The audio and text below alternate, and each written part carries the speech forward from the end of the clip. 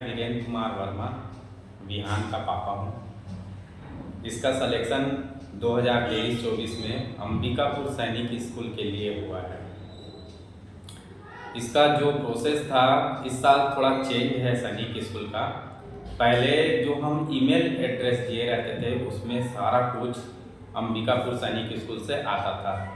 इस बार थोड़ा सा चेंज करके इन लोगों ने बाय फोन हमको सूचना दिया था और सूचना के आधार पे हमने सारा डॉक्यूमेंट इकट्ठा किया था। सूचना के आधार पर उनका ये था कि एक चेक लिस्ट था, उस चेक लिस्ट में उनको क्या क्या रिक्वायरमेंट है ये रिक्वायरमेंट उन लोगों ने पहले से दे दिया था और मेडिकल का डेट दिया। मेडिकल का डेट दिया उन्होंने 18 अप्रैल को अंबिकापुर आना है। उसके बाद चेक लिस्ट में जो भी रिक्वायरमेंट था हम लोगों ने फुलफिल करके वहाँ अंबिकापुर गए।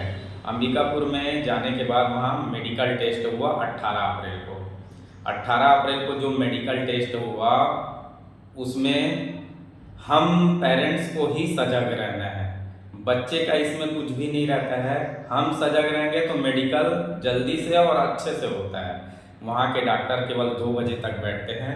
उस 2 बजे के अंदर हमको ब्लड टेस्ट कराना है, हड्डी रोग विशेषज्ञ के पास जाना है, नेत्र रोग विशेषज्ञ के पास जाना है, ब्लड सैंपल लेना है, डेंटल वाले के पास जाना है, चर्म रोग वाले के पास जाना है और सबसे ज़्यादा डिफिकल्टी जो रहता है वो शल्य चिकित्सा वाले के पास जाना रहता है। इसके अलावा एक और बच जाता है ENT। तो उसमें सारे में समय का पाबंदी रहता है और समय के भीतर में हमको मेडिकल विथ इन डेट करना रहता है। तो उसमें पेरेंट्स को सजग रह के जहाँ डॉक्टर नहीं है उस जगह को छोड़ के दूसरे डिपार्टमेंट में जाए और वहाँ का जल्दी से जल्दी करके फुलफिल करें। और इसमें सबसे पहले आता है ब्लड सैंपल देना। ब्लड सैंपल और यूरिन सैंपल आप सबसे पहले दें क्योंकि उसका रिपोर्ट आते आते ऐसे ही 2 बज जाता है और वहाँ डॉक्टरों का 2 बजे तक का एटलीस्ट अंतिम समय रहता है। उसके बाद 2 बजे के बाद चले जाते हैं। 18 तारीख को अगर आपका मेडिकल साइन नहीं होता है फिर आपका दूसरे दिन मेडिकल साइन होगा तो फिर इसमें थोड़ा बर्डन लगता है क्योंकि दूसरे दिन ऑलरेडी डॉक्यूमेंट वेरिफिकेशन रहता है।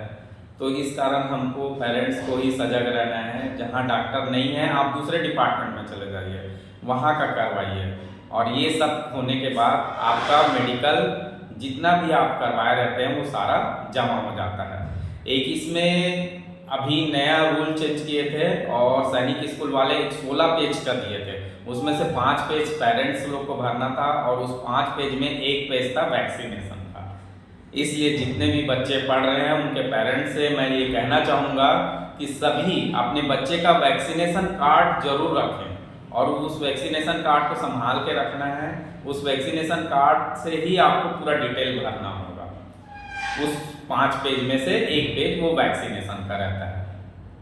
इसके बाद सारा कुछ अंबिकापुर में जो एकेडमिक वाले जो टीचर रहते हैं वो आपका मेडिकल जमा कर लेंगे। दूसरे दिन डॉक्यूमेंट वेरिफिकेशन होता है। डॉक्यूमेंट वेरिफिकेशन में जो जैसे मैं पहले ही बताया था कि चेक लिस्ट रहता है, उस चेक लिस्ट में जितना भी रिक्वायरमेंट मंगा है उसको आप फुलफिल कर दीजिए। फिर सारा कुछ उन लोग वहाँ पे एक्सेप्ट कर लेते हैं। ये दोनों प्रक्रिया के बाद सबसे मेन आता है फीस का। फीस पेमेंट के लिए आपको वहाँ केवल और केवल ऑनलाइन पेमेंट ही करना रहता है। ऑफलाइन आपको किसी भी स्थिति में वहाँ एक्सेप्ट नहीं करेगा। ना ही आप नगद पैसा वहाँ उनके अकाउंट में डाल सकते हैं। आपको केवल ऑनलाइन पेमेंट करना रहता है। ऑनलाइन पेमेंट करने के लिए जैसे कोई पेरेंट्स थे अभी उन लोगों ने 4-5 दिन का समय मिला जिसके पास था वो तुरंत कर दिए थे। तो ऐसा व्यवस्था आपको करके जाना है कि आपके सर में बर्डन ना रहे। आजकल हर घर में 2 से 3 मोबाइल रहता है। एक वाइफ के पास रहेगा, एक हस्बैंड के पास रहेगा। जिस समय आप एडमिशन दिलाने जा रहे हैं उस समय मम्मी पापा दोनों बच्चे के साथ जाएं और एक गूगल पे चल रहा है, फ़ोन पे चल रहा है और ऐसा कई अलग अलग रहता है। आप वो उसमें डाउनलोड करके रखिए और चालू करके रखिए मोबाइल में और एक बार में पेमेंट कर दीजिए अलग अलग नंबर से, क्योंकि एक बार में शायद लिमिट रहता है 99,000 1 लाख का, फिर दूसरी बार में वो रहता है।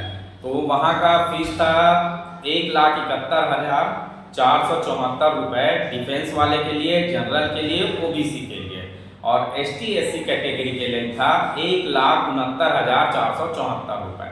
आप एक बार पेमेंट कर दिए मतलब आपका सीट रिजर्व हो गया, आपके बच्चे का वहाँ एडमिशन हो गया।